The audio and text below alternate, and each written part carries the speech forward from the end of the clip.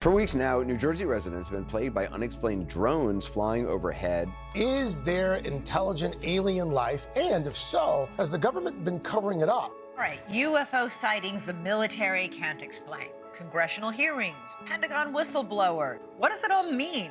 What does it all mean? We are here to try and figure it all out with our new Ancient Aliens podcast. There is a doorway in the universe. Beyond it is the promise of truth. It demands we question everything we have ever been taught. The evidence is all around us. The future is right before our eyes. We are not alone. We have never been alone. Listen to the Ancient Aliens podcast, available wherever you get your podcasts.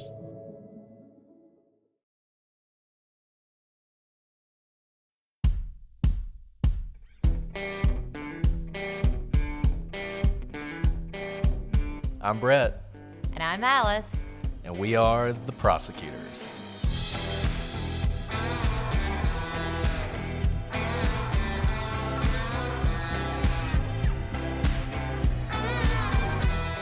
Today on the prosecutors, we finish up the timeline in the West Memphis 3 case.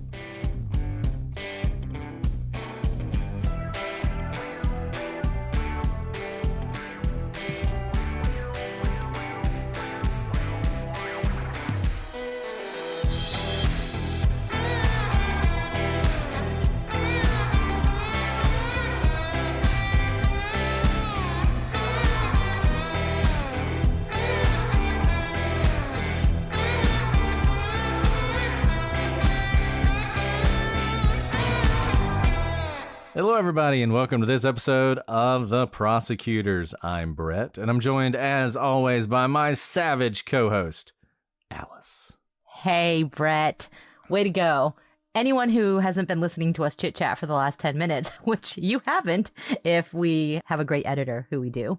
Yep. But I was telling a cute story about my son's gang of boys, and they call themselves Savage. And how cute. Yeah. And this is relevant because he's the same age as our sweet boys who were the victims in this case. Well, since you bring that up, I mean, this is an aside we'll talk about later. You know, one of the things the boys would say is that they had a clubhouse or a hangout in the woods, and some people really focus on that because there is no clubhouse in the woods, as if they mean a literal clubhouse when, once again, you're dealing with 8-year-olds. Very imaginative. My kids have clubhouses and boats and pirate ships and all sorts of stuff all over the house.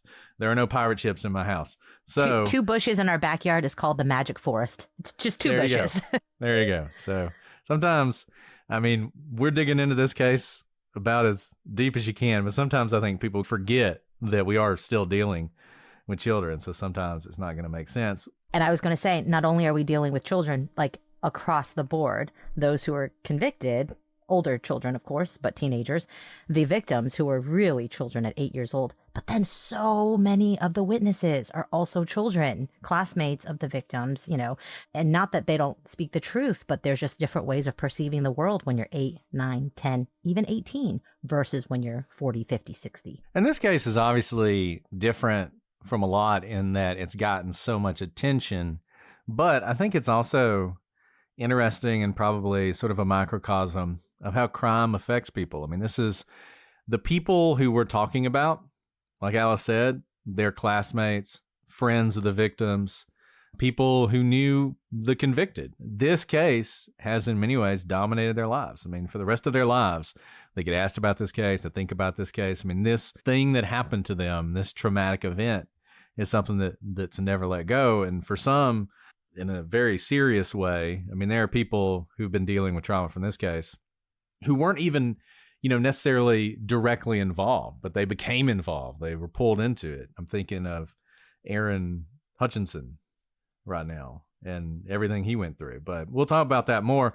We are coming to the end of the timeline only because we're keeping it a little bit high level. I mean, I realize we're on episode 7, so you know, I'm not going to try and tell you that we've been brief, but we're going to finish up the timeline today, and that will be the end of West Memphis 3 101, and then we'll get into the higher level classes for everybody who is interested in this case. Last week, we got through to June 9th, 1993, and that's where we're picking up today. So June 9th, Michelle Carter tells the police that Shannon Bowles told her that Damien said he killed the boys and bit off their penis. Now, Shannon Bowles, on the other hand, also tells police that Michelle Carter told her that Damien said he killed the boys. This is not unlike many things that we've heard so far in this case. A lot of he said, she said, he said. And then also the people who are supposed to be the in between he said or she said says something that contradicts the other testimony. What we haven't heard, of course, is someone said directly from Damien, what they say. And I love this incident because this is such a good example of why you have to be careful with this case, and really any case. People will take things that witnesses say they heard and say, hey, there you go, it's definitive proof. That person heard X, Y, or Z say whatever. And then you have this instance where you have one person saying that another person told them Damien did it. And then when they go and talk to the other person, they say, no, it was the first person who said that. I mean, just a great example of how in this sort of maelstrom of rumor and innuendo and everybody wanting to be a part of it, there's sort of a natural human reaction to want to be a part of this because it's such a big story. You have these kinds of things that initially you're like, wow, she heard Damien say that. This is a big piece of evidence. And then it very quickly falls apart. And here's why. Because the way we speak in the world is different than how you run investigations and what is allowed in court specifically for this reason. It is fine and it is not lying when you speak in certain terms that are vague or conflate things in our everyday. This is how we tell stories, right? It's very boring to tell a story like an evidentiary hearing. I say, I heard from Brett something, when really I heard from someone who heard from Brett. But I don't give you the entire chain of custody of whatever I'm telling you, because that's how we tell stories. We're narrative communicators rather than chain of custody communicators, right? And generally for communication purposes, it's fine because you get the idea that I learned information from Brett because it has to do with his office, for example. And that's where the information is originating. And that's why I have some sort of reason to know it comes from over there. All fine when you're just having regular conversation, even gossip. Is it that Michelle or Shannon are lying? No, but you can imagine they're in a group or it's just the two of them. But more likely, it's like they're hanging out, say at the skate park, at the mall, and everyone's talking. They said, did you hear Damien said this? And Shannon turns to Michelle and says, did you hear this? Shannon thinking that it was from Michelle, but really Michelle heard from someone sitting right next to them. And they're all talking about it, and they're all talking about it as if it's true, so that when they're questioned about it, they're like, oh, I absolutely heard it, which they probably did. They probably absolutely heard that Damien said this. But they can't pinpoint where it came from because this is how conversation works. This is how narrative conversation works versus who told you, how do you know? And this is why, by the way, we have to call witnesses to the stand. You can't just rely on hearsay. This is a classic example of why they need to be subject to cross-examination. So you can get to the core of, were you the one who heard it? Could you have heard it? Did you have the ears to hear? But you said you had noise-canceling earbuds in at the time. How could you possibly hear? These are all relevant questions to test the way that we communicate in regular world, if it can translate to specific narrative for purposes of evidence. So all we have here is the same type of hearsay without any sort of being able to pin down that Damien actually said something. But as you can tell, more than one person in this community are talking about hearing that Damien was willing to say it. Does that mean Damien said he killed anybody? No, but it certainly means that everybody's talking to each other and the same, at least, narrative or gossip is being passed around. Now, on June 9th, also this same day, Damien apparently attempts to take his own life by suicide. And he leaves a note that he says he loves his parents and he's innocent and he's going to be reincarnated. So this was a good thing in his mind. Damien had apparently saved all of his medication while he was in jail and then took approximately 12 tablets at once. Now, we know this because immediately after taking them, he used the intercom to let the deputies know that he had done precisely this. So, in other words, before really the drugs could take effect and there could be life-saving measures. So Damien was taken to the hospital and treated without incident. They got the drugs out of his system. He told them right away, so there was really no dangerous effect of him having taken all these pills. And, obviously people over the years have said this was all Damien trying to generate sympathy doing this with no intention of actually killing himself, and it was just one big show. I mean, I don't know. It's hard to say, except that generally, also, I think it's well documented that the vast majority of people who attempt to take their own life, especially by something like pills, which could be potentially reversed, have remorse immediately after doing the act that could lead to their death. And so I think that is a general, that happens to many people, whether or not they're trying to create, some sort of narrative or not. Could you tell if he actually took all the pills? No, he took them. He took them. Okay, so he took them. I mean, look, that's a big step. That's all I'm saying. I've never done that before. It's more than just talk. I guess he could have just said it and then hope that maybe no one found out that he didn't take them, but he in fact did. Okay, so this all happens on June 9th. Things are hot in this case, right? In terms of potential suicide is obviously very alarming. So the next day, June 10th, Buddy Lucas is interviewed by police. He says that he knew Jesse well, that Jesse loved children, and he couldn't imagine Jesse hurting anybody. However, he also stated that if he was hanging out with Damien, Damien could convince Jesse to do just about anything. This is not really helpful for Jesse because basically it's saying he himself wouldn't hurt children, but he is basically mentally able to be convinced to do something else that he normally wouldn't do, which, by the way, I think applies to probably most teenagers. Maybe not just Jesse, but obviously this will come into play because of the arguments of his diminished mental capacity. Now, Jesse's love of children was challenged by one of his other friends, though, Dennis Carter, who had been interviewed the day before on June 9th. Dennis, who was a lifelong friend of Jesse's, describes how a month before the murders, Jesse had punched a 13-year-old girl so hard as he could, in fact, that he ended up in juvenile court for it. And I think we saw this earlier in the timeline, that he had, in fact, been incredibly violent with girls who were much younger than him. And punching someone in the face is very different than a play punch in the stomach, even, as the face is, I don't know, in my household, when we wrestle, no faces is what we say, because you can do real damage to the face. And I believe this was the girl that Jesse said that he'd had sex with, and she said that didn't happen. Right. And so he punched her in the face. That was the thing that sparked it. It wasn't like a your mama sort of situation. It literally was to do with her. And that wasn't the only incident that Dennis told law enforcement about Jesse maybe not being just such a lover and protector of children. Because a few months before, a 5-year-old had been throwing rocks, and one of the rocks hit Jesse. I can imagine a 5-year-old throwing rocks. My kids do this all the time. And I can also imagine that they're not very good at aiming. And it would not surprise me that if someone were standing around, a rock would hit them. Well, one of these rocks hit Jesse. And instead of brushing it off, because it's just a little 5-year-old child, Jesse chased this little girl down and threw a rock that hit her in the head. And he stood over the girl after he hit her and he laughed.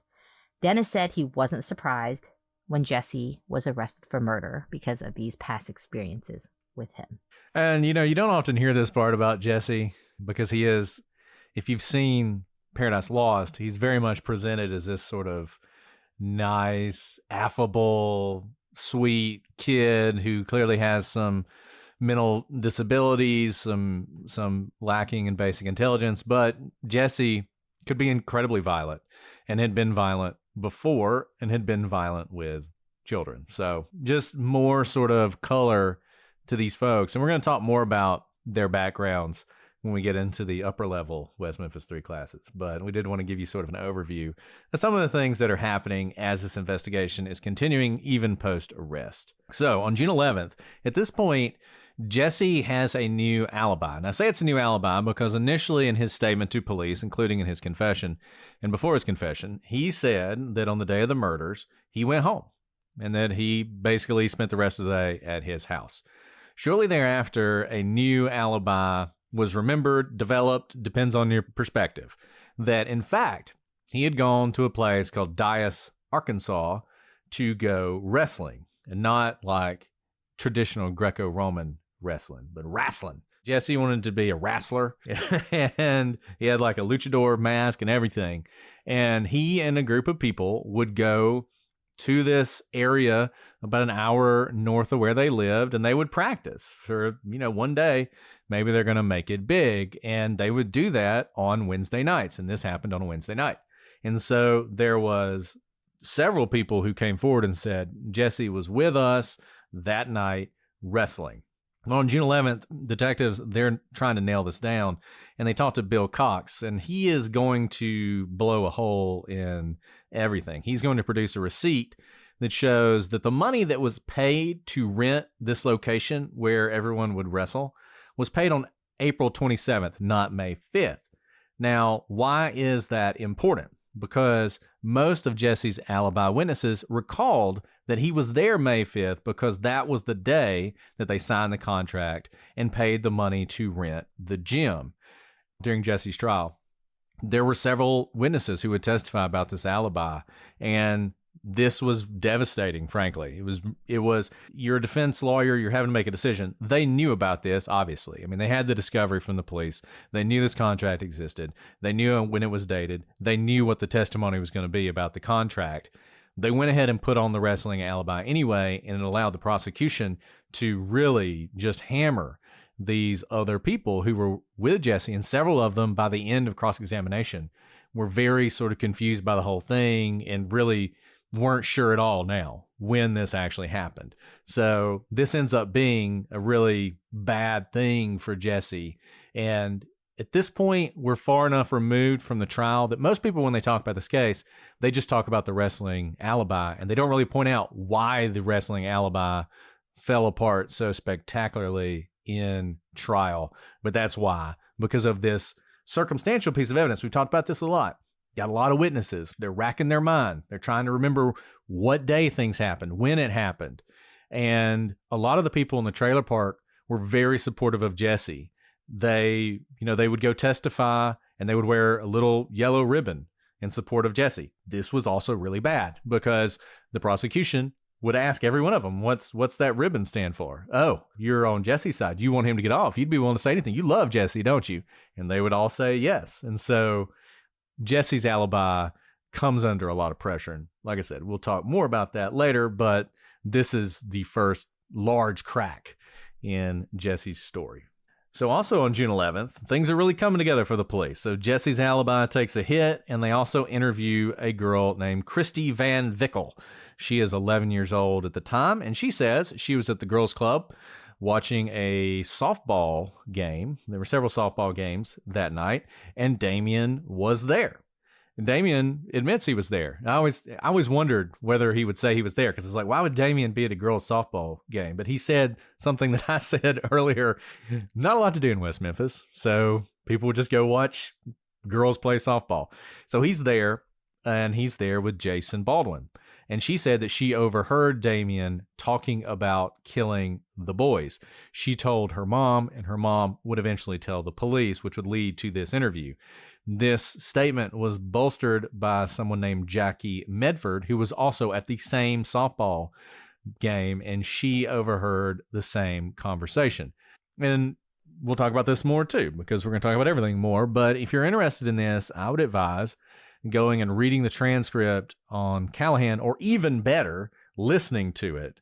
Listen to their testimony. Their testimony is not incredibly detailed. They don't give a lot of details about exactly what was said, but they stand up to cross-examination really well, and the mom is really convincing. So worth listening to. We will talk about this more, whether or not you can believe this and what the significance is of it if it happened, but big day for the prosecution.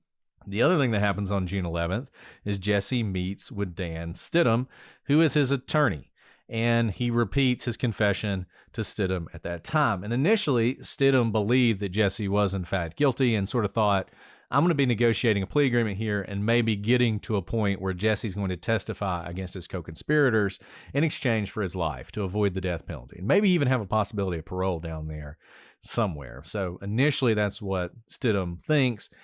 Over the course of his representation, he eventually comes to believe that Jesse is lying about the confession and begins to believe that he is innocent. At some point, Jesse starts to recant his confession until he's convicted, and then we sort of swing back and forth. We're going to spend a lot of time on Jesse's confessions, and we're going to talk about all of them. People really focus on the first one for a good reason, but we're going to talk about them all and sort of the back and forth that happens with Jesse. But at this point, he's still saying, yes, I did this. Guys, if you're like me, you work a lot, your weekends are busy, you're chasing kids around, everything else, you're feeling and looking depleted, and you really want to do something about your health.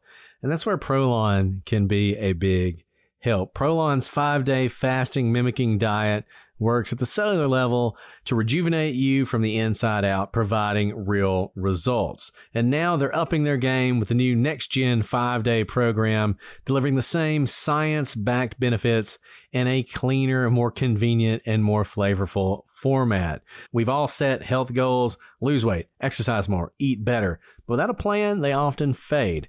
And that's where Prolon comes in. Its 5-day fasting mimicking diet gives you a science-backed structural approach to stay on track and see real results. I talked about this before. I know you hear this, you got all kinds of doubts because you're thinking, I don't know if I can do this whole fasting thing. Well, that's the great thing. This is a fasting mimicking diet. It makes your body feel like it's fasting while you feel much better. And by the end of it, you will be shocked at how good you feel. I know I was very surprised. I want you to try it because I want you to experience the same thing I did. Prolon is a plant-based nutrition program featuring soups, snacks, and beverages designated to nourish the body while keeping it in a fasting state, triggering cellular rejuvenation and renewal. Next Gen builds on the original Prolon with 100% organic soups and teas, a richer taste, and ready-to-eat meals. And it's developed over decades at USC's Longevity Institute and backed by top U.S. medical centers. Prolon has been shown to support biological age reduction, metabolic health, skin appearance, fat loss, and energy. Both Brett and I did the 5-day program and we feel so much better. For a limited time, you can be first in line to experience the new Next Gen at special savings. Prolon is offering the Prosecutors listeners 15% off site-wide plus a $40 bonus gift when you subscribe to their 5-day program. Just visit prolonlife.com/prosecutors. That's PROLONLIFE.com/prosecutors to claim your 15% discount and your bonus gift. PROLONLIFE.com/prosecutors. Guys, I know this isn't new information, but the youth mental health crisis is all over the news, and we know social media is driving it. This just shocks me that teens spend an average of 9 hours a day on screens outside of school. That's basically a full-time job just scrolling mindlessly. I can imagine teens are doing this because I, as an adult with self-control, do that myself. But here's the good news. A company called Gab has solved the problem by doing something no one else is doing. Their approach is Tech in Steps. Tech in Steps works by providing a kid-safe phone and watch for every age and stage. Basically, the right device at the right time. So what does it look like? First off, Gab devices have no social media or internet apps. For younger kids, they have a watch with GPS tracking and safe zones. And for tweens, a starter phone with some features like monitored messaging and video calling. And finally, for teens, an advanced phone with features like parent-managed apps and a premium camera. Bottom line, you don't have to give your kid a device that was made for an adult. Get them Gab, which keeps them socially connected safely. And if you're a parent, you've had this moment. I had it recently where your kids are getting older and all of a sudden they want these devices. They see their friends with them. They see the parents using them all the time and they want one too. My daughter, who is not old enough to have a phone, came to me and said she wants one of those watches that do everything. And I knew exactly what she was talking about. Well, Gab makes it possible to give her something that she wants to use without all the dangers of the internet. It's something that gives me peace of mind, and it can give you peace of mind as well. I can't recommend Gab enough. And you can use our code to get the best deal on something that will make parenting easier and give you peace of mind. Protecting your kids has never been easier. For the best deals, sign up to Gab today. No contract required at gab.com/prosecutors. That's Gab, GABB.com/prosecutors. Gab.com/prosecutors. Terms and conditions apply. June 14th, police talked to Barbara Dietert. She reports that in March, 2 people she identified as Damien and Jason had attempted to steal her dog. The implication is that they did so to sacrifice the dog in some sort of occult ritual.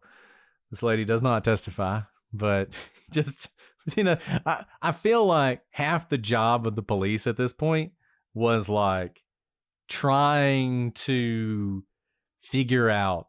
Sieve out. Yeah. People who just wanted to be helpful, but they weren't. Yeah. And also it's just almost like a mass panic type thing, right? I just feel like I don't want to fall into the whole, this is another Salem witch trial thing, because that is so overplayed. But there's definitely some of that going on where this is such a big deal that people are seeing, Damien everywhere. He's in the shadows at all times, right? And they're remembering back, just like they did, frankly, in the Salem witch trial. I saw her. He was out in the clearing. I bet he was worshiping Satan, right?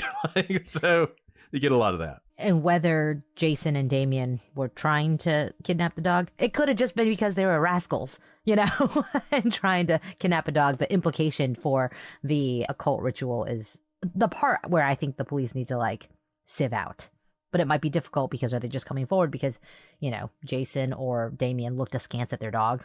Or did they make aggressive gestures because they're rascals? Exactly. So on June 18th, James Bailey is going to tell the police something they already know, but it's always nice to get things sort of supported.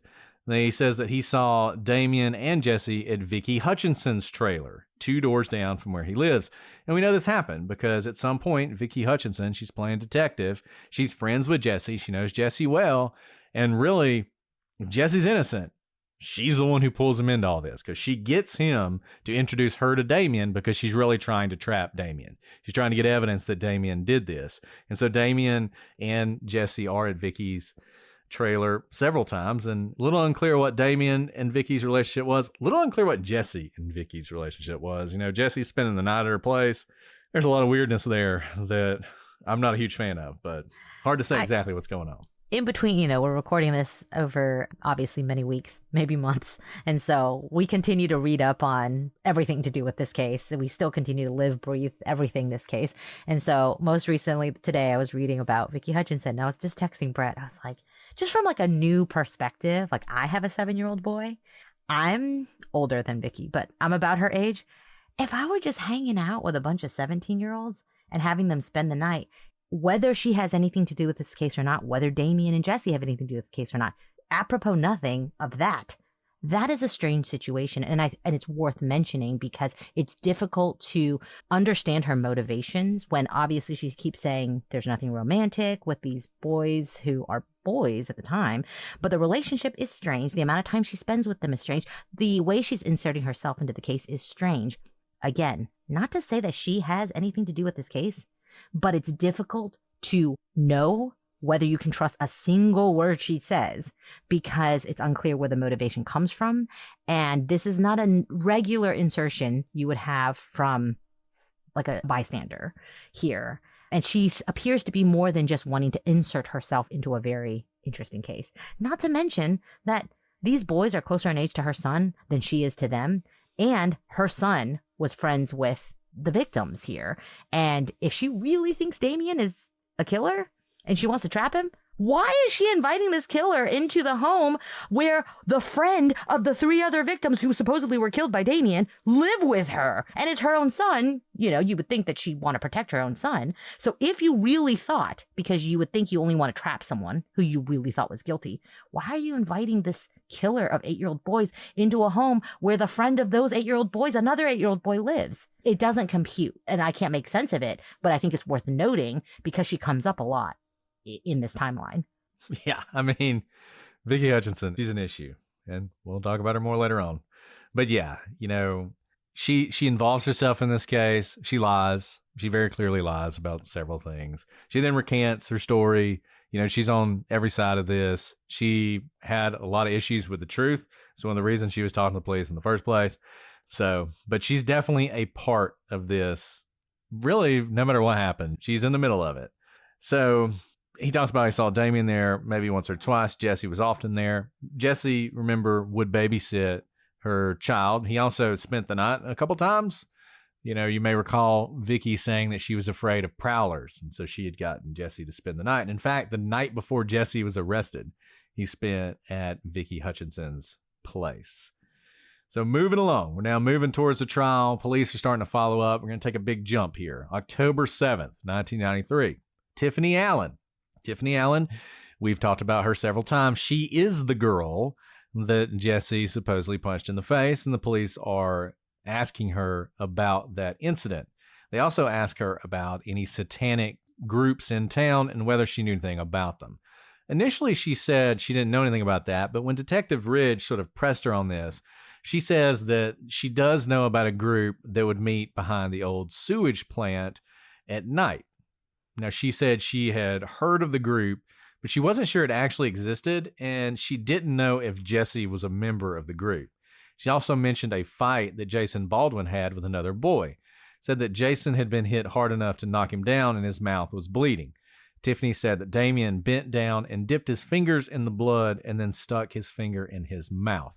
This is a reoccurring theme. You hear this several times with Damien. There's also an incident when he was in the mental health facility in Arkansas where he got in a fight. And I think in that case, he did the same thing with another boy. This whole blood thing is a creepy thing that Damien likes to do, probably more to freak people out than as some sort of, satanic ritual, but who knows? Yeah, I think there are enough reports to believe that Damien really does or has tasted another person's blood.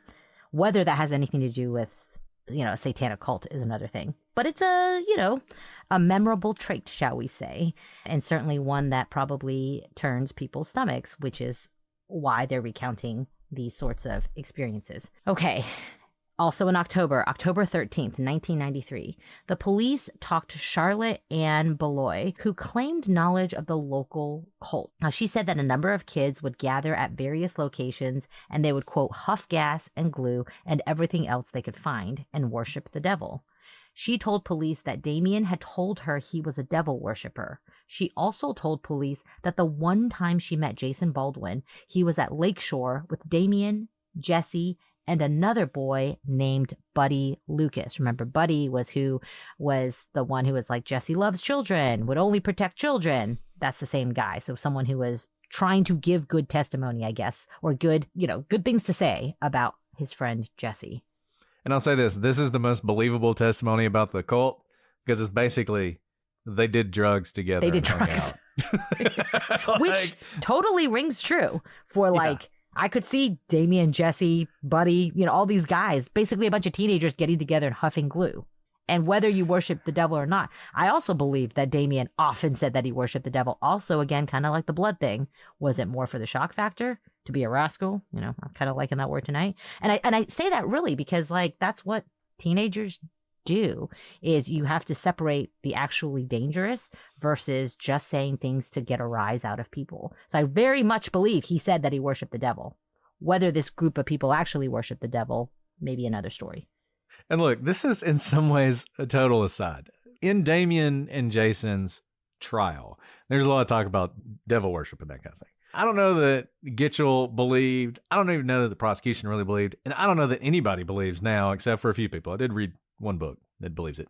Really believes that this was some sort of satanic ritual, whatever. I don't think most people think that. I think most people think if this did happen, it was something much more mundane than that.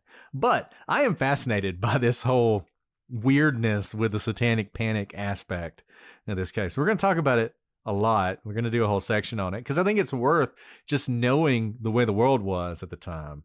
So, I can remember being in high school shortly after this, and I started high school in 1996. The satanic panic was over by then, but you still had sort of kids always do this kind of stuff. They're always dabbling in things. I remember everybody being into magic and stuff, right? Everybody was a magician. Everybody could do something. I don't know. So I just wonder how much of this is just these people got together to do illicit things. And somehow, maybe because of the way Damien was and the things he was saying, that got transmuted into, they're huffing gas and worshiping Satan. It's like the and Satan thing gets attached to. Otherwise, not innocuous. I don't want to say it's a good thing or not a bad thing to huff gas. Don't huff gas, kids. but relatively ordinary teenage activity gets this witch thing going on with it. So I don't know. Like I said, I think a lot of it, Damien brought some of this on himself just because he talked about it so much and really wanted, I think, to give off the vibe that he was something special, right? I mean, that's part of it. That he's something special. He's involved in something different that all you people who go to church every Sunday, you can't understand this, right? I feel like there was a lot of that going on too. And that's a really good point, because it's not just talk. He dresses to get a rise out of people. He speaks, as we saw in his first interview. He says things to get rises out of people. He does actions like dipping his fingers into other people's blood and eating it, right? And I note this because whatever the motivation is behind it may not even be relevant, in that he takes actions to make you or the listener believe certain things about him. Doesn't necessarily mean he killed the boys, but when you see him willing to take actions, he does actually carry through with the actions. Maybe because he's like a complete jokester, willing to carry the joke, or, not a funny joke, but a dark joke, to the end, which is different than people who are all talk and who don't take actions. He's one who takes action to lean into whatever he wants you to believe about him. So on October 14th, the next day, the police follow up with Buddy Lucas, who they spoke to previously that summer. Now, Lucas says that on the day of the murders, they had a barbecue and decided to take Jesse some chicken. Lucas says that when he dropped the chicken off, Jesse was gone. And he asked his dad where Jesse was. And he said he saw Jesse walking off with someone he did not recognize. Now, the next morning, Lucas went over to Jesse's house, and he said that Jesse was nervous, breaking out in sweats, and it looked like he'd been crying. He told him that he had to tell him something. Now, Jesse told Buddy Lucas he'd been walking the night before with Damien and Jason Baldwin in West Memphis. Buddy remembered being upset that they didn't come to get him because he was feeling left out. Jesse told him that he'd gotten in a fight and that he'd hurt some people. Now, when Lucas heard about the boys being murdered, he asked Jesse about it. And Jesse told him he was in trouble and that Damien and Jason had killed 2 of the boys. Jesse said that he had hit the boys in the back of the head and that he did that to keep them from running away. He then gave Lucas a pair of shoes. Lucas said when he gave him the shoes, Jesse broke into a sweat and started crying. Jesse begged Lucas to take the shoes, saying he didn't want anything to do with them. And Lucas told Jesse he was going to tell the police, but Jesse told him that Jesse himself would tell the police. Lucas wore the shoes on several occasions afterwards, including in muddy fields. So, this is a lot. Obviously, it sounds like what Lucas is saying is that Jesse is confessing in a lot of the same ways Jesse's already confessed to Buddy. And Buddy, like everybody else that the police have interviewed who has something interesting to say, they give him a polygraph test. And Buddy takes the polygraph. But before doing so, he says, wait, I'm going to recount my earlier statement. However, when the polygraph was administered, he registered deception when he denied the things he stated earlier to the police. So the earlier things was pretty interesting, I'd say, but it's detecting deception. Now, after he failed the polygraph, and the only question he passed, by the way, was whether he was present at the murder. So at least for the lie detector, he wasn't present at the murder, but everything else he failed.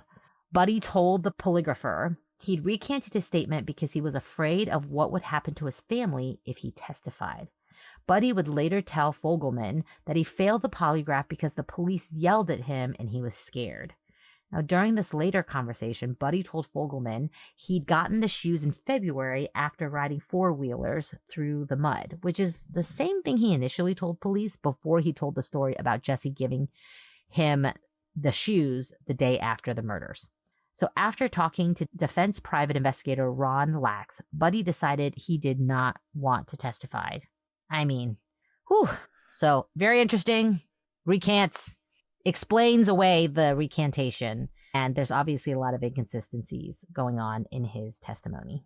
And Buddy Lucas is one of those people that has sort of vanished away from this case.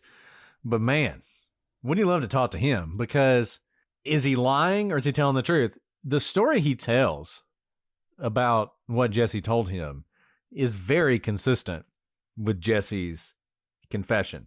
In fact, it's more consistent with a later confession that Jesse gives called the Bible confession than it is with his initial one. His initial one, Jesse says he didn't do anything to the boys. The only thing he did was he chased down Michael Moore and he brought him back.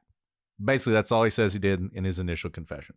In his Bible confession, he says that he had done that, but he'd also struck one of the boys in the head, which is consistent with what Buddy Lucas is telling police. That's interesting because you would think if, for instance, Buddy is telling the story that he's heard was out there, or if the police fed him the story, you would expect that they would feed him the initial story, that they would tell him, or then that he would hear sort of in the ether the story that Jesse told, the story that was eventually published very quickly in the newspapers around Memphis. But the story he's telling is a different story, slightly, very slightly, but importantly. And so he feels like this could be it, right? This could be the key. This could be the guy who brings it all together. But then he recants, and he's so back and forth, and he's failing his polygraph and everything else. And whether you believe in polygraphs or not, he very quickly becomes this hard to believe witness, and you're going to have problems with him. Then Ron Lax gets involved, and this is another person who Ron Lax convinces either to tell the truth or to keep his mouth shut, once again, depending on his perspective. So, fascinating person. Not a lot of time is spent on him, I think, in a lot of the coverage of this case. I feel like more should be spent on him. And the police are still trying to shore this up because they see how important a witness he would be. And as late as January 3rd, 1994, they're talking to his aunt and uncle because they hear that they may have information. And they said that Buddy had told them that he received those shoes from Jesse after the crimes and that they had blood on them. Now, of course, no blood's ever found on these shoes, right? So, and it's hard, it's pretty hard to clean blood off of shoes. So take that for what you will, but this is sort of another consistency with his earlier story. Now, it could just be that, as we've talked about a lot this episode, Buddy is another person inserting himself into this case and has made a lot of this up to try and be important, and then at some point realizes, what have I gotten myself into? Hard to say which one it is. Right. And you could see the case for him trying to insert himself just because literally in his interview with the police, he's saying the night of the murders, he was mad that he wasn't invited to go walking with them, right? Like you even see whether that part is true or not, you see the way his mind is working in terms of like the FOMO. He's not part of this. Everyone's talking about them. These are the people he's hung out with. These are his friends. At least one of them is his good friend. Then obviously, whether you want to insert yourself into a murder investigation is how wise that is, I would say, is probably not wise. And maybe it finally hits him like, whoa, this isn't just FOMO. This is something much bigger than myself. And now I've told a bunch of lies and I have to unwind it, but I don't know how. So early 1994, Jesse's trial is held on February 5th. Following that trial, he is convicted. On the drive with the police to the prison processing facility, he will confess to the officers, which leads to February 8th, 1994, and what will come to be known as the Bible confession. Jesse gives a detailed confession to Dan Stidham with his hand on the Bible. He will repeat this confession to the prosecutors.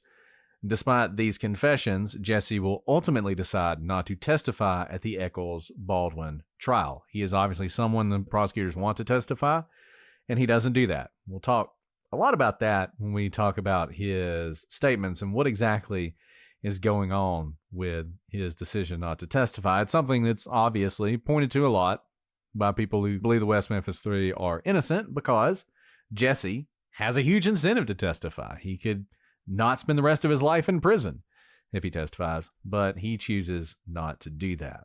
But it's not going to matter. On March 19th, Eccles and Baldwin are found guilty of murder. Damien, who is seemingly committed to doing everything in his power to harm his case, even at this late hour, says to the cameras recording for HBO's Paradise Lost, quote, "I kind of enjoy it because now, even after I die, people are going to remember me forever. People in West Memphis are going to tell their kids stories. It'll be sort of like I'm the West Memphis boogeyman. Little kids will be looking under their bed. Damien might be under there." His parting thoughts. Great TV. Terrible, obviously, for like your life. I mean, this is like a Jinx moment before the Jinx happened, but also with HBO. And this was the moment. So, I watched the whole Paradise Lost documentary. And, I think I was with basically everybody. You watch it and you're like, I don't know. This seems weird. Like all this devil stuff. there's some crazy people involved in this. They don't seem like they have a whole lot of evidence. You know, Jason Baldwin looks like an angel. Jesse Miskelly obviously has some mental issues. And then, like, you hear him say this, and it's like, wow, what is wrong with that guy? And going away from that, I was like, look, I don't know about the rest of them, but I got some serious questions about Damien Echols because of what he said. In later episodes of, I mean, there's 3 separate documentaries, but now they treat them as part 1, part 2, and part 3. Episode 2. In episode 2, there's a lot of effort to sort of claw this back and explain, you know, he was really in his head. He was shocked. He was stunned. He was in shock. Didn't really know what he was saying, which, okay, fine, maybe. But when he says it, it's just, this is not the kind of thing you would expect someone who is, number 1, innocent, and number 2, has just been wrongly convicted, and number 3, has just been sentenced to death, to say to the cameras about what has just happened to him. You know, he's the West Memphis boogeyman. Right. It was like he didn't look shocked when he told it to the camera, right? To the producers of Paradise Lost. It was like a pride in being the boogeyman of West Memphis. So now in October 24th, 1994, Michael Johnson writes a letter to Brent Davis. Johnson says that he was housed with Miss Kelly at the ADC diagnostic unit. And he writes that Jesse told him details of the murder. And he asks him to, quote, do everything in your power to keep Miss Kelly behind bars for the rest of this life. He's a very cold, morbid person. It's very interesting, right? This is the opposite. He's not exactly asking for credit because obviously Jesse Miss Kelly has already been convicted. He's basically saying, I'm afraid of this dude. He's like really bad. Don't let him out no matter what you say, because everything he told me about these murders is just so disturbing. I'll say I don't think I've ever gotten one of those letters. I usually get one where it's like, I know who killed John Bonet or something like that. You know, I can solve this mystery for you. He's not trying to solve a mystery. He's saying this guy needs to stay behind bars. Take it for what you will, because like all jailhouse confessions, maybe there's some stock in it. Maybe it's not. Maybe he just really hates Miss Kelly and wants to make sure this guy never gets out because he stole his pack of cigarettes. You know, it may have nothing to do with anything, but this letter was written. Now, November 4th, 2010, so fast forwarding many years now, after years of failed efforts in the courts, the Arkansas Supreme Court orders a trial court judge to determine whether newly discovered DNA evidence or evidence of juror misconduct justifies either a new trial or exoneration of the 3 defendants. We obviously jumped ahead in the timeline because a lot happens. You're like, why? These 3 are convicted, and then what happened to basically bring this back to court to have a new trial? Boy, I don't know. They became like U2. The following around them after the HBO documentary of Paradise Lost. I think that's right. Like, it's Paradise Lost that generates all of this attention to the case. And I don't say this lightly. It's like a U2 concert in support of they are then known as the West Memphis. Well, it was a Pearl Jam concert. There literally was a Pearl Jam concert, which is as big as it got back then. But much like other cases we've seen, like Serial and Adnan Syed and Heyman Lee's murder, it was public pressure and really a documentary that spurred all of this public outrage to seek this new trial and why the next part of the timeline happens.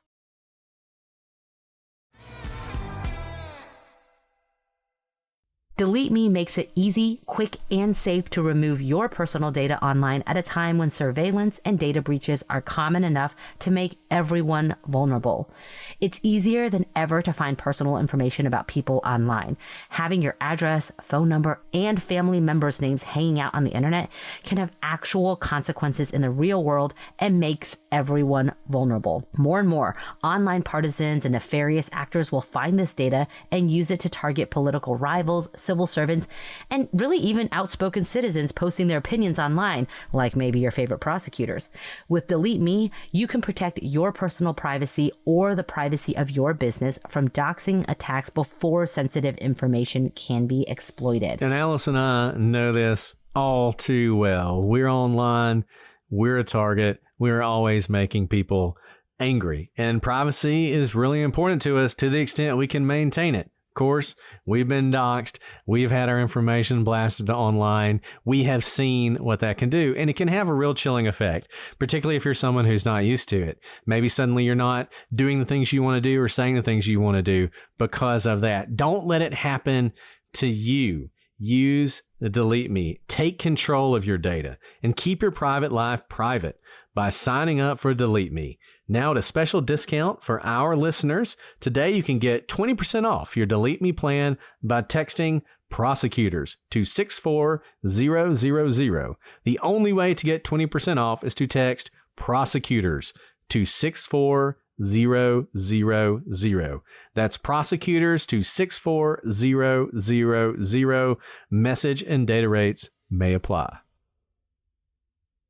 Guys, we have more children than we can count at this point, and we want them to be healthy. We want them to grow up strong. We want them to get the nutrients and the minerals they need. And sometimes you think, hey, what about children's vitamins? But unfortunately, most of them are basically candy in disguise. They're filled with 2 teaspoons of sugar, unhealthy chemicals, and other gummy junk. And that's where Hiya comes in. It was created by pediatricians to include superpowered, chewable vitamins that your kids are going to love. Most kids, like I said, they're getting these vitamins that have 5 grams of sugar, and that can contribute to a variety of health issues. The last thing you want. But Hiya is made with 0 sugar and 0 gummy junk, yet it tastes great and is perfect for picky eaters. It fills the most common gaps in modern children's diets to provide the full body nourishment your kids need. It includes things like vitamin D, B12, C, zinc, folate, and many others to help support immunity, energy, brain function, mood, concentration, teeth, bones, and more. You guys know at this point, between Brett and me, we have a gaggle of kids. I have a lot of little kids at home, and I'm always worried if they're getting enough nutrients. And it's honestly hard to find a vitamin that they enjoy taking. I don't like having to force them to take vitamins and then enter Hiya, because they loved getting their own personalized glass bottles that holds their own vitamins. And it even came with stickers that they get to decorate their bottles with. So it's personalized just for them. And it's actually my kids who remind me every single day, don't forget, we have to take our Hiya vitamins. It is such a relief to know that they are getting the best vitamins with 0 sugar. I also recommend checking out their new Kids Probiotic and Nighttime Essentials. We've worked out a special deal with Hiya for their best-selling children's vitamin. Receive 50% off your first order. To claim this deal, you must go to hiyahealth.com/prosecute. This deal is not available on their regular website. Go to hiyahealth.com/prosecute and get your kids the full body nourishment they need to grow into healthy adults. Homes.com knows when it comes to home shopping, it's never just about the house or condo. It's about the home. And what makes a home is more than just the house or property. It's the location and neighborhood. If you have kids, it's also schools, nearby parks, and transportation options. That's why Homes.com goes above and beyond to bring home shoppers the in-depth information they need to find the right home. And when I say in-depth, I'm talking deep. Each listing features comprehensive information about the neighborhood, complete with a video guide. They also have details about local schools with test scores, state rankings, and student-to-teacher ratio. They even have an agent directory with the sales history of each agent. So, when it comes to finding a home, not just a house, this is everything you need to know all in one place. Homes.com. We've done your homework. That is brought before the judge for a new trial.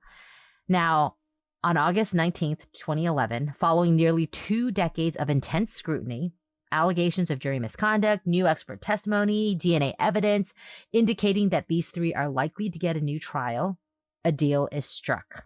The West Memphis 3 have had all of these people writing letters, speaking in support of them, basically alleging everything you can in order to get a new trial. And the attention around their case is so intense. The prosecutors are like, let's strike a deal, because it looks like a new trial will probably be granted. And this many decades later, it is hard to retry a case. Almost no office will retry a case decades later, because evidence is just, withering away, quite literally, because people forget things, and it's been so long. It takes so much effort to retry a case this long after. It is not surprising to me that any prosecutor's office after this many decades would choose not to try a case again. even if the strength of the evidence was very strong. It's just a very difficult thing to do because witnesses decades later, as you've seen, forget everything. I forget everything from last week, much less decades later. They strike a deal with the 3 convicted, and the 3 plead guilty as part of an Alford plea and are released. And we've said before that the Alford plea is a guilty plea for legal purposes, but you maintain your innocence. So in the years that follow, the 3 have continued to proclaim their innocence with periodic efforts to test new evidence. This is still going on today in 2025 as we record. There are still allegations that there's new evidence to be tested and they're trying to get things tested. And every now and then it's like, oh, there's been another delay in testing. So in terms of evidentiary development, nothing has really happened since 2011 or even before that to change the face of the evidentiary landscape. Yeah, and, it's one of those things where, who knows? I mean, they're trying to do some DNA testing now that's been delayed for reasons that are unclear. There's not a lot of transparency in how this is all going on. Hopefully it's being handled well. Initially, it was mostly Damien Eccles who was involved. Jason Baldwin and his lawyers have now gotten involved in this, and I think will probably ensure that this is done in the right way. I have more faith in Jason Baldwin and his lawyers, frankly.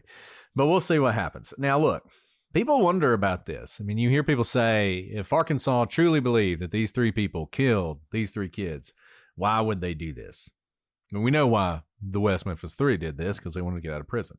And Jason Baldwin, by the way, famously, initially, supposedly, did not want to do this. He wanted to go through with a retrial. It was sort of an interesting point because there had been no retrial actually ordered at this point. They still had to have that hearing. It would have been a long, difficult hearing, and frankly, I think the cards are on the table. There was going to be a new trial. And, as Alice said, they were going to be in a position where, we've talked about this before, you would rather have a circumstantial case, because you can always rely on circumstantial evidence later on. This case is based entirely on witnesses, based entirely on statements. Jesse's confession is what got him convicted, right? And they're going to have a lot of resources. They're going to have a lot of experts. They're going to come in and they're going to tear all that down. And there's going to be witnesses who don't remember. There are witnesses who have recanted, including some of the, we talked about some of these people like Vicky Hutchinson, for instance. She is recanted since then. They probably were going to lose. And the prosecutor was candid about that. When he was interviewed about it, he was like, I don't think we'd win if we did this again. So he didn't want to roll the dice, because what he did not want, and he claims that he still thinks the West Memphis 3 are guilty, but what he didn't want is for them to be exonerated, to have their convictions overturned, and then the case just either be lost or go away. So he made this decision. And that's the thing about an Alford plea, is no one is happy about it. But I don't think you should take it as Arkansas never would have done this if they really thought they were guilty. I don't think that's true at all. I think this was basically all they could do. And the West Memphis 3 were willing to do this. And I will tell you, I think Jason Baldwin was right. If you've seen West of Memphis, supposedly, and I just assume this is true, it's not like I know, but supposedly Jason Baldwin really did not want to do this and was essentially convinced that Damien was sick and they're trying to kill Damien, and he's got all these problems, probably none of which were true. And he caved and did it and went ahead and went along with the Alford plea. They totally should have asked for a retrial. I think back to the Michael Peterson case, the staircase. There was a good chance he would lose because he still had, the case was still good against him. It wasn't as good as it was the first time, but there were still things. There were things you could argue, right? The prosecution had a good shot there. I don't think they had any shot at all in a retrial if this had been tried again. And I just think that was a huge mistake. And I understand the desire to go ahead and get out, but I'll tell you what would have happened. Those convictions would have been vacated, and that judge would have let them out on bond. And I don't even know if they ever would have been retried. And then they wouldn't have convictions on their record. That's what would have happened if they had just done that. Now, that's easy for me to say because I wasn't sitting in prison, but I think Jason Baldwin was absolutely right. They should not have taken this deal. And for those of you not following, basically the deal was that all three had to take it or not. They weren't going to split it up. And so I think Jesse and Damien were going to take it, and they were pressuring Jason to have to take it as well. And so I think he even said it in West of Memphis that he was doing it to free Damien. Like, it had nothing to do with him, which was very altruistic. I don't know that I would have done that, because just looking at the way the trial runs with all the direct evidence, with all of the firsthand testimony that has since been recanted / people have just died or no longer remember what happened, it's a really, really tough case. But again, like you said, we're not the ones sitting in prison. And if they took this plea, they knew they were going to get out.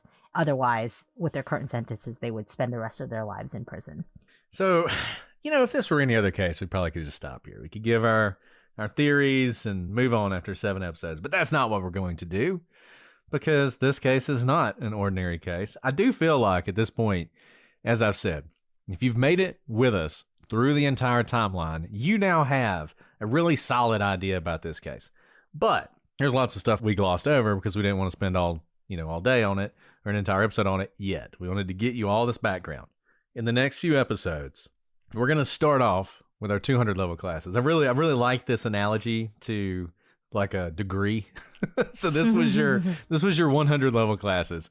Then we're going to do some 200 level classes. We're going to go back. We're going to talk in detail about a lot of the things that we have just covered in brief.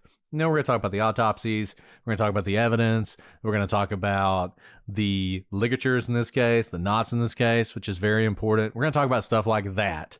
And then we're also going to spend a lot of time on very specific things. Like, we're going to do a whole episode on the Satanic Panic. We may even do that next, because I kind of feel like maybe just go ahead and do that. So we've talked about it in detail, and then go into the crime in more detail.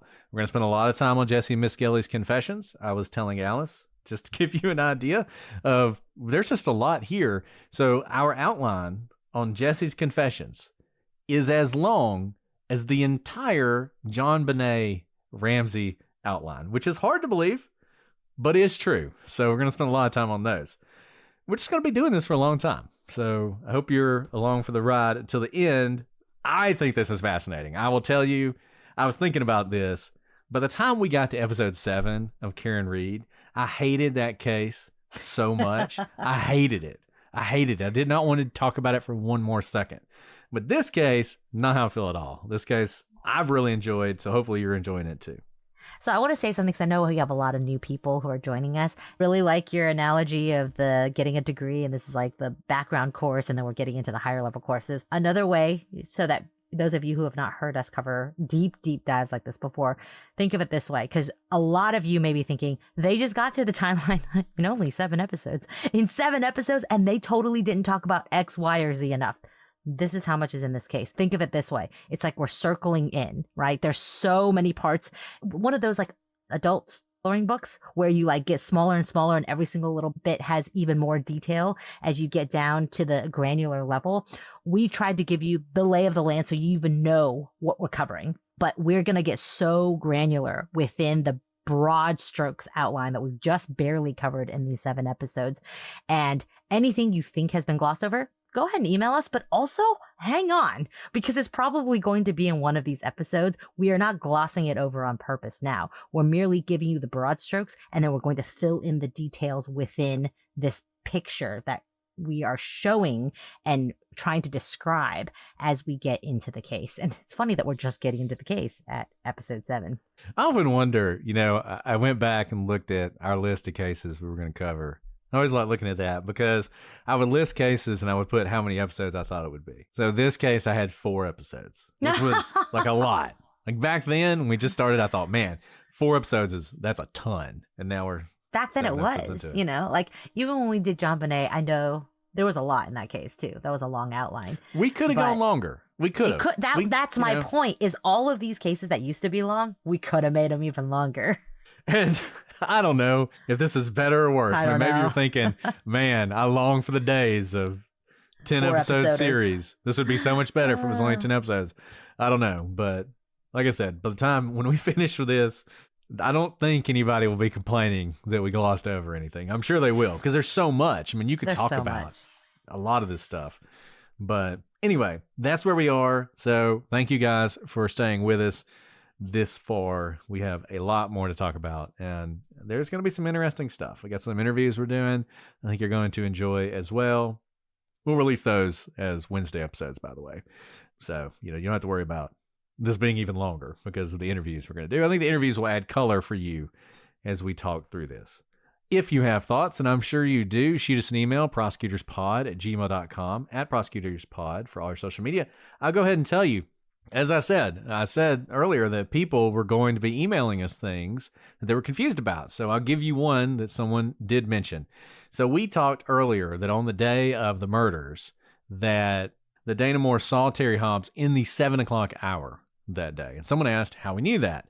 Well, the reason we know that is because John Mark Byers, in fact, in case we didn't make this clear when we did it, John Mark Byers and Dana Moore give statements to the police. Dana Moore talks about how before she called the police, which was just after 8, she actually walked down to Terry Hobbs' house, to the Hobbs house. Interestingly, she doesn't say that she talked to Terry when she's talking to police, but John Mark Byers says that when he talked to her, she talked about how she had spoken to, I think he calls him Mr. Hobbs, and his boy was missing as well. And so that would have happened before 8 o'clock because that's when they start calling the police. John Mark Byers initially calls the police right before 8 o'clock. He calls the county. He's directed to West Memphis. He gets in touch with West Memphis, and someone I think is dispatched at 8:08.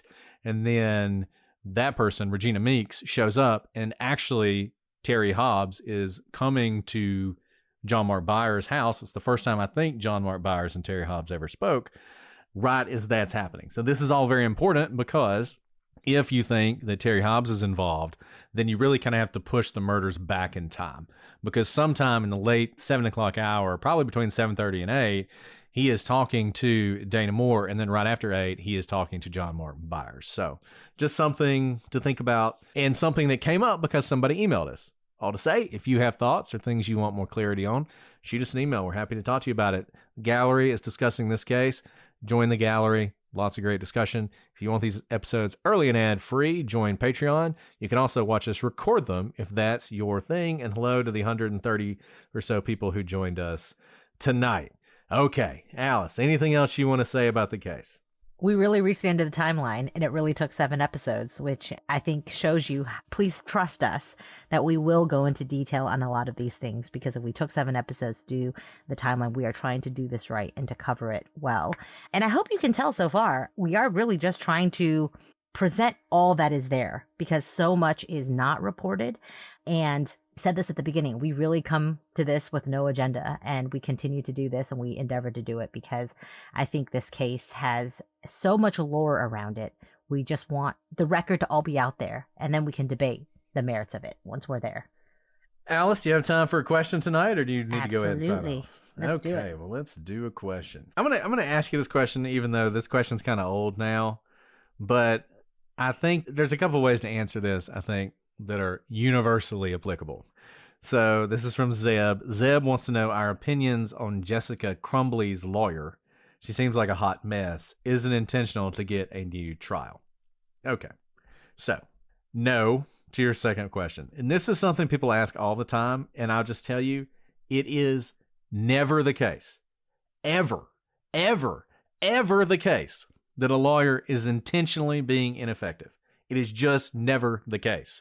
It is a silly, stupid thing to do because it's really hard to win an ineffective assistance of counsel claim. So much better to try and win the case than to throw it so they can try it again. It just doesn't even make sense is the first thing. People always ask that. It is never the case, ever.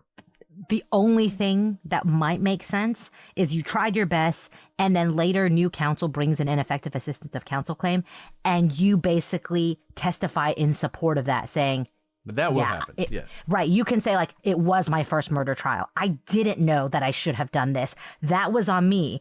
It wasn't malicious or intentional to throw the case, but now looking back with all the experience I have, my first murder trial, I didn't know I was supposed to do that. So now I realize that's the case. That can happen. That's different than I'm going to throw this case in the first instance, because that's a very stupid play. Because even if you intentionally throw the case, and I don't know, these are real fact patterns from a case, by the way, you get drunk and you fall asleep at the table, that could still not win an ineffective assistance of counsel claim. So by throwing the case, quote unquote, you're doing your client a massive disservice. Not to mention, you're always supposed to advocate most vigorously for your client. You could be subject to bar complaints, losing your bar license. It's a very serious matter to do something like that. This is not a game of chess or whatever where you're trying. That's not in your cards to do. You cannot throw a case intentionally. Yeah, and all the lawyers in this case, in the West Memphis 3 case, would eventually say they were ineffective. Dan Stidham would say it's the first death penalty case he ever tried. He did the best he could. And look, I mean, if you read the transcripts, you can tell that Stidham's really trying, but you also see where he really did need a little bit more experience. I mean, there were times where the judge, he would object, and Stidham had this thing that he would give these speaking objections, is what we call them. Speaking objections, when you stand up and you say objection, and then you explain why you're objecting. And judges hate that. You're supposed to say, objection, irrelevant, right? You don't say, objection, Your Honor, that has nothing to do with this case, and I don't even know why he's bringing it up, and that's improper, and you should strike it. And he would do that all the time. And the judge would be like, so what is your objection? And I'd be like, relevance. And he would never get there. And so you could see that, like, he is new at this, and he's learning. So he would say that. And the other thing I'll say about defense attorneys, and this is true of prosecutors too, but defense attorneys, I feel like even more so. Defense attorneys, you see the whole spectrum. I mean, you see lawyers that are just like Clarence Darrow good, right? I mean, just so good at what they do. And then you see lawyers who have no idea what they're doing. But the other thing you see is lawyers who just have a difficult case. I mean, a lot of times people watch these trials and they'll say, man, I thought this lawyer's terrible. He's an awful attorney. Well, it's because he has nothing to work with. He's doing the best he can, but his best, at the end of the day, all he has is what he has, right? So what's he supposed to do? I mean, you can't make magic happen. You can't pull a rabbit out of a hat every time. Yeah. So, that's going to happen. And I would say this as well. Just give us lawyers some grace. You aren't too hard on us. Oh, y'all watching all these things on television, you think we're boring, you think, we don't have it all together. Trials are hard. And everybody's just fumbling around. I mean, you've probably noticed that when you watch live trials. Every trial is its own animal. It's like everybody's first time every time. And it doesn't really even matter how much experience anybody has, because the judges are all different. They have different things they like. I mean, it's your funny. Clients are different. There's different things going on behind the scenes that you may not even see. You're exhausted. You have no sleep. It's like it's an emotional toll on top of a mental toll and a physical toll to do trial. Like, trial is just hard. And then have that all be broadcasted in real time sounds like a nightmare, frankly. None of my trials have been ever broadcasted. And if it were, that added element is just a lot. Yeah, somebody actually asked if there was anywhere, this was another 5-star question, if there's anywhere they could watch us do our thing. Fortunately, in our court, they don't allow cameras in the courtroom. Thank God. Thank God. So nothing we've ever done. Though I will say this, if you can listen to oral arguments I've done. So if you really want to hear oral arguments, if you go to the court's website, you can just look it up. You can listen to those, and those are fun. So that can be your homework. Except they're probably not to you, because it's not like narrative either. There are specific questions that are asked to the court, and unless you read the briefs or at least know the background of the case, for the most part, for oral arguments, you don't know what's going on. It's not like there's no timeline. No one builds, because you have very limited time. You may have 20 minutes, 30 minutes, and that's it. So you don't you dive right in. You quite literally dive right in to the legal questions presented, and then the judge will probably cut you off in your outline and say, I don't care about that. I want to get to point 2. Tell me about point 2 and why you don't win on this hypothetical. Yeah, for anybody listening, it's like an inside joke that no one explained. So it is an inside joke no one explained. That's exactly right. Yeah. Like, even a lawyer listening to an oral argument, if you have no background and haven't read the briefs, you can pick up kind of generally what's going on, but you're not going to know intimately what's happening. I got one in August, but I may let another lawyer do it. So we'll see. Okay, well, this has been fun. I hope you guys will join us. We're done with the timeline. Now we're getting into the nitty gritty starting next week. So hope you guys will join us for that. We are so excited. We will see you then. But until then, I'm Brett. And I'm Alice. And we are the prosecutors.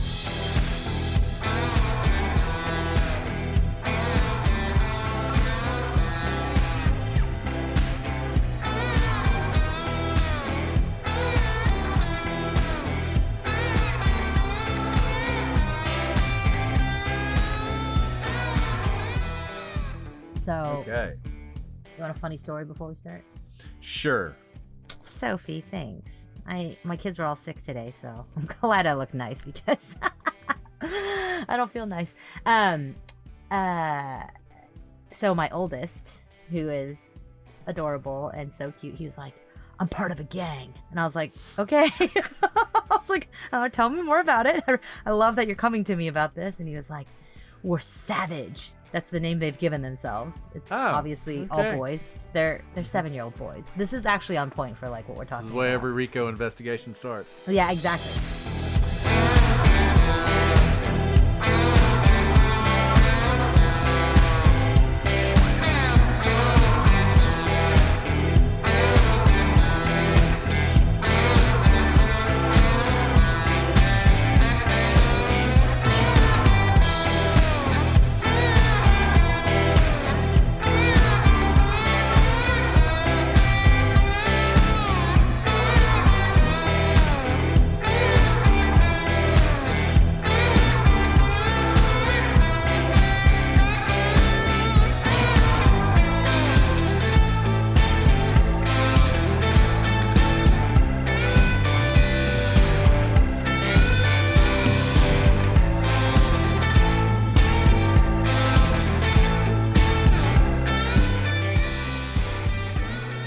It cool, so he'll keep telling me about it.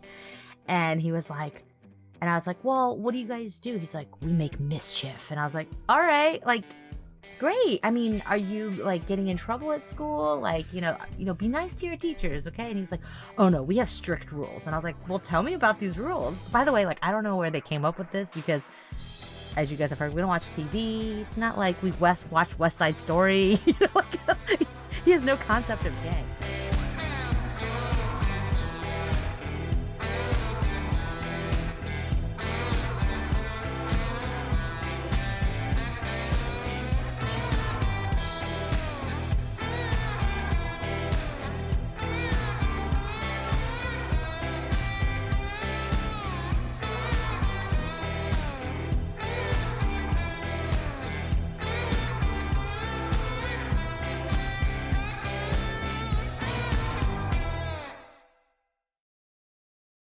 Pluto TV has all the shows and movies you love streaming for free.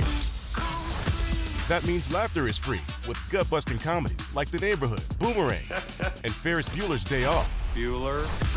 Mystery is free with countless cases to crack from Criminal Minds, Tracker, and Matlock. I'm a lawyer, like the old TV show. And thrills are free with heart-pumping hits like The Walking Dead and Pulp Fiction. Correct the mundo. Feel the free Pluto TV. Stream now, pay never.